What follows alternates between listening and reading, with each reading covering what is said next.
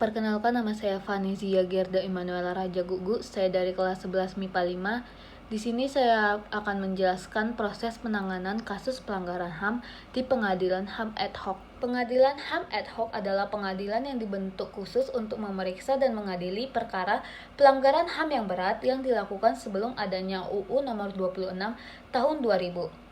Nah, hal ini yang membedakannya dengan pengadilan HAM permanen, yang mana dapat memeriksa dan mengadili perkara pelanggaran HAM yang berat yang terjadi setelah diundangkannya UU nomor 26 tahun 2000. Syarat adanya pengadilan HAM ad hoc yang pertama, adanya dugaan pelanggaran HAM yang berat dan apa hasil penyelidikan dari Komnas HAM. Yang kedua, adanya hasil penyelidikan dari Kejaksaan Agung.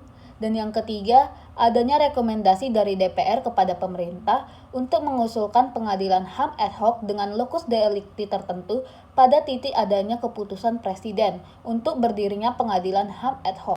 Pada ketentuan pasal 43 UU nomor 26 tahun 2000 tidak mengatur secara jelas alur atau mekanisme proses perjalanan pembentukan pengadilan HAM ad hoc, melainkan hanya berisi siapa yang membentuk pengadilan HAM ad hoc. Setelah adanya penyelidikan Komnas HAM tentang adanya pelanggaran HAM yang berat, pengalaman kasus HAM ad hoc tentang pelanggaran HAM berat di salah satu kasus, contohnya kasus di Timur Timur, menjelaskan bahwa mekanismenya adalah berikut alur pengadilan HAM ad hoc. Komnas HAM melakukan penyelidikan, lalu hasilnya diserahkan ke Kejaksaan Agung.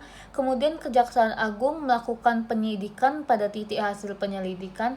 Kemudian diserahkan ke Presiden dan Presiden mengirimkan surat ke DPR. Lalu DPR mengeluarkan rekomendasi titik Presiden, kemudian mengeluarkan Kepres, maka digelarlah pengadilan HAM ad hoc. Sekian dari saya, terima kasih.